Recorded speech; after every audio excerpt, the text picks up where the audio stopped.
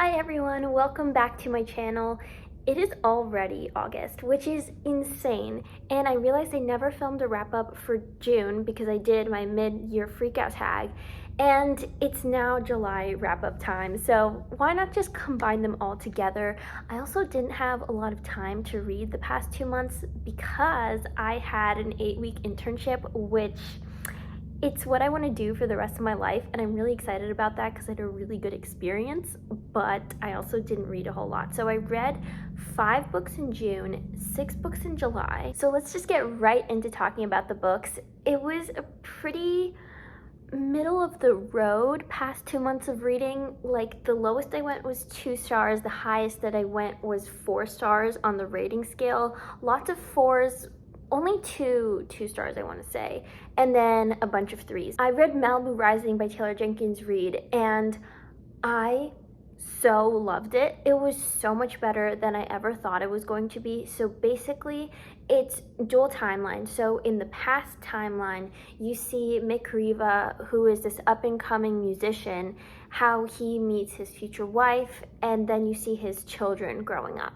And then in the present timeline, it's over the course of 24 hours on a day in the 80s, and it's about these children hosting a party. You get these 2 really interesting stories that are woven together, and they're flashbacks, and it's just it was just such an engaging story and an engaging book. I will say I didn't 100% connect with the characters, and towards the end I think this book kind of ran out of steam and I lost interest, and then it didn't pack the punch that I think it really could have. But I still really enjoyed the book, and I gave it 4 stars. I thought it was amazing. Highly recommend. I also read The Headmistress by Melina Mackay, and I thought that this is going to be sapphic fantasy romance because doesn't the cover, and okay, let me read you some of the description because this to me sounds like fantasy. A chance encounter, an unforgettable night, and back home trouble is brewing on the remote island of 3 dragons where nothing feels like it used to. Alone and lonely, Sam Threadneedle wishes upon a star, hoping for change. But when said change comes, it's with a roar and not a whimper. Torn between loyalty and lust, Sam is forced to reevaluate everything. Can she and the home of dragons withstand the storm that is Magdalene Knox? Or will any and all crumble? Not everything is as it seems, and as she slowly unravels the mysteries behind the centuries-old walls, Sam realizes that home is much more than oak and stone. That sounds like fantasy, so I went in thinking this is going to be fantasy romance, and it's not. It's contemporary, and it's about this school on an island that is going bankrupt, and so they hire a new headmistress, and the headmistress is trying to make all these changes because that's her job. And then the math teacher is stuck in her ways, and she's like, no, I don't want you to change anything, blah, blah. So then it's enemies to lovers, but they had a one-night stand like 5 months ago. And then there's this whole save the school premise, which I personally have no interest in. I care about the romance. I thought the romance was great, but then they got together 50% of the way through, and then I lost interest. And then there's a really, really unbelievable villain, and I just ended up not really enjoying the book. I think just the romance part, I really liked it, and that is what got the 3 stars for me. Everything else in this book just kind of fell flat. I was so excited, and I heard dragons, and I was like, oh my gosh, fantasy romance with dragons, like sign me up for that. I really wanted to read another book like Birthday Girl by Penelope Douglas, so I chose Praise by Sarah Kate, and I wanted that forbidden, slow burn, angsty romance that comes with that ex-boyfriend's dad trope. Like, I don't necessarily like the trope itself, but I like the angst and we can't be together, but it's that genuine connection type of a romance. This book didn't give me genuine connection between the 2 main characters. It was just kind of a smut for smut type of a deal, and so I didn't really fall in love with the romance, and I ended up only giving it 2 stars because the characters felt very flat, but I did learn what a praise kink was, so that was good to know. I also read the first book in the Zodiac Academy series, which has been on my TBR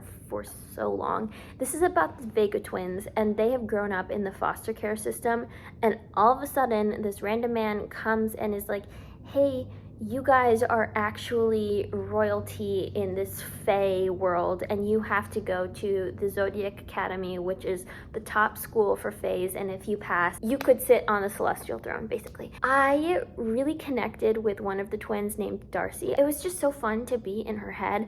I really enjoyed her character, and I liked the start of her slow burn romance. I also read the second book in the series, like later on in July, but I can talk about it now. I was actually really disappointed in the second book because I think the romances were not as strong as I thought they were going to be. They were a lot more mate-based, like they were only together because they were mates, but not because I really felt like they had an emotional connection.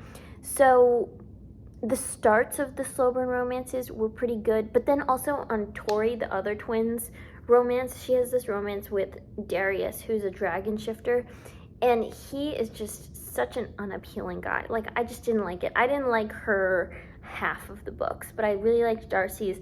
I thought I would like her student teacher forbidden romance, but I ended up not liking it that much because it was just like, okay, they're mates. So I gave the first book 4 stars and the second book 3 stars because I kind of lost interest after I didn't like the romances anymore.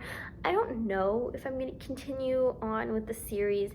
I'm going to say probably not, but who knows. And then we have the book of the summer. Really, this one popped off this summer and I was really enjoying it. This is a childhood best friends to lovers romance. It's dual timeline, so in the past we see them becoming best friends and falling in love, and then in the present timeline they don't speak anymore. And they are hinting at the reasons why, but we don't know why.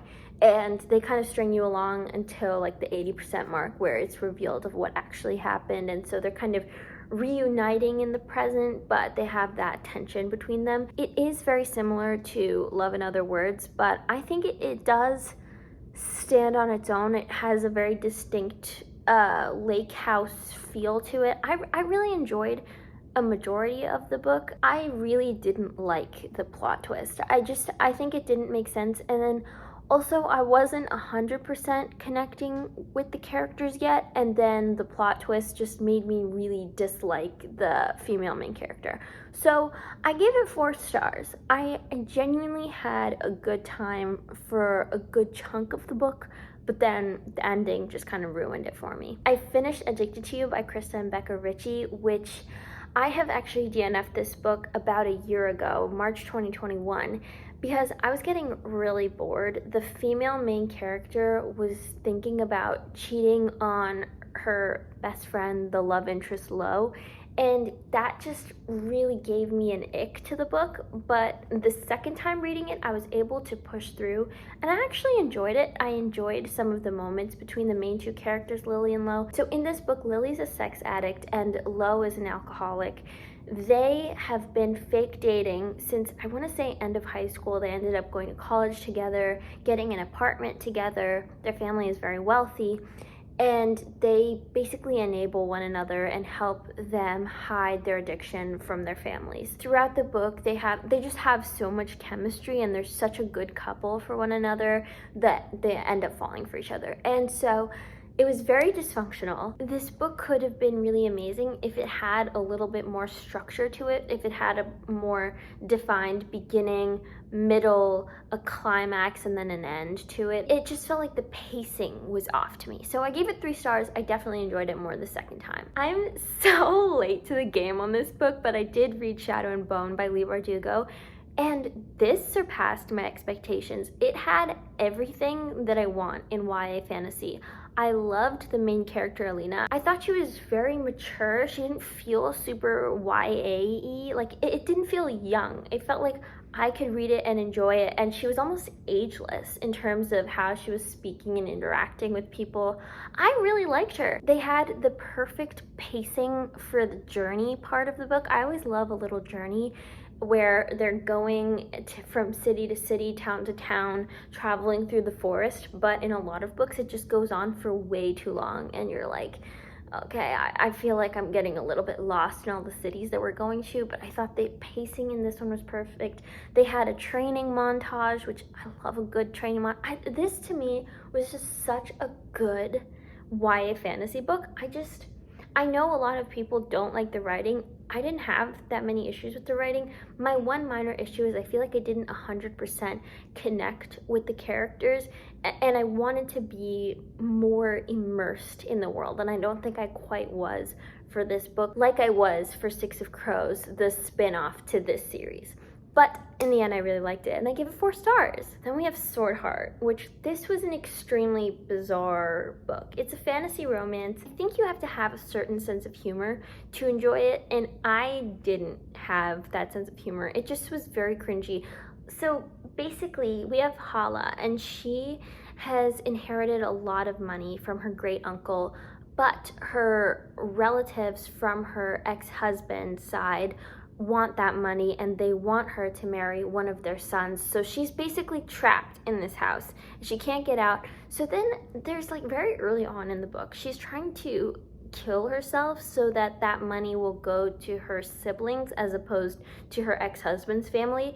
So she's locked in this room. She has a sword, and she's like, oh my gosh, what's the best way to stab myself? I don't know. And she was trying to make it humorous. It was just very bizarre. And then she ends up like taking off her top because she was like, oh, there will be fewer layers between me and the sword going through my heart. And then she unsheathes the sword, and then there's a guy who pops out of the sword, and he's like, oh my god, a naked woman. You know, I don't know, it's just like the humor was really cringy, and then this book didn't feel epic enough. It just kind of felt a little bit flat. We didn't have high enough stakes. I would classify this as more of a cozy fantasy type genre, but it just was not for me, and I ended up giving it 2 stars because I wasn't a fan. I was not jiving with it. I then read Book Lovers by Emily Henry.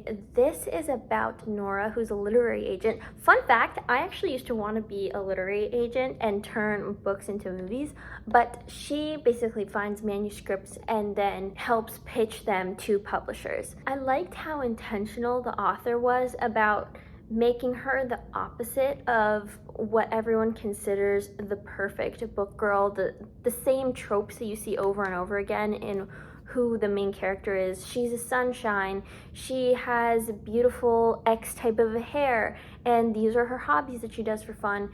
And Nora's very serious. She's very career oriented. She has a very sarcastic sense of humor. She doesn't have a bajillion friends. She's close to certain people. And so I really liked seeing a heroine like that. I thought that Charlie, the love interest, so he's an editor, and they just had such good chemistry. Like, they were such a good couple together. So basically, Nora's sister begs her to go to this small town called Sunshine Falls to spend a month there and just, you know, live the small town life. And Nora very reluctantly agrees to this, and there she bumps into Charlie, who's this editor that she had had a meeting with previously, and they kind of got off on the wrong foot. So they were a little bit grumpy with one another, but then they kind of warm up together. I really enjoyed it, actually. It really surpassed all my expectations.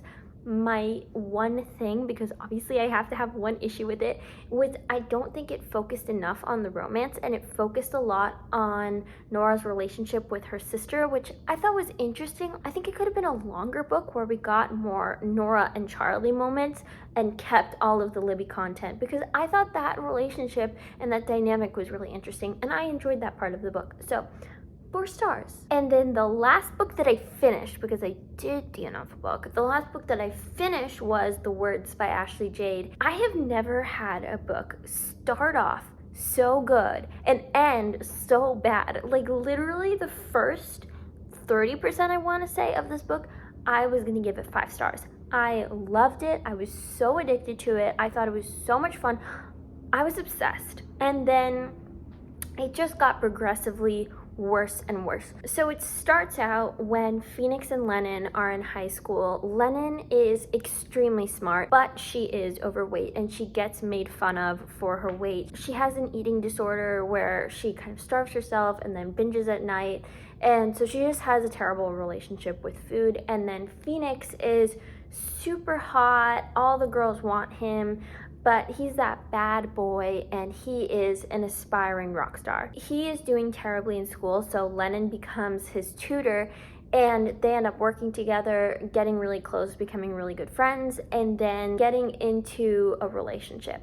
He does her super dirty. I liked that it was one consecutive timeline, so we know exactly as much as the main characters know. So when all this beef goes down, we know what happened and we know why Lennon is super pissed at Phoenix. I really enjoyed that. Dual timeline is just not for me. Anyway, so then in the present tense, Phoenix is going a little bit off the deep end with drugs, and so they need to find somebody who will be able to control him and will limit him from all the drugs and making a fool of himself in the media. So they find Phoenix, and Phoenix has had really terrible luck. Like, she had gotten into Dartmouth, but then she had to drop out for various reasons. She's working at a strip club, and she just really needs the money. So she decides that she's willing to do it and makes a revenge plan, which I love that part. But then the whole revenge thing gets thrown out the window, and you're like, and then she forgives him so easily. He never fully apologizes for the things that he did. It just started out so good, and it ended so bad. In the beginning, it was just so much good chemistry and plot, and then towards the end, plot went out the window and it was just smut. Again, to each their own, but I really am a plot and character and romance girly, and the smut part just got repetitive. I was so disappointed in it that I ended up giving it 2 stars. I was like, no. When it comes to DNFs, I DNF'd House of Dragons by K.A. Lindy. I think the reason why was it felt very YA-y, and the main character reminded me a lot of Selena from Throne of Glass. She's an assassin and no other personality traits. So that's how I felt about this book. I also DNF'd Rules of Redemption by T.A. White. This is a sci-fi, which I was kind of in the mood for. I missed Skyward by Brandon Sanderson, and this low-key did have Skyward vibes by Brandon Sanderson, but it was just so boring. Like, nothing was happening. Even though stuff was happening, it felt like nothing was happening, and I was just dragging through it, so I ended up not finishing it. But those were all the books that I've read for the past 2 months. I hope that you enjoyed this video, and I'll see you in my next one. Bye!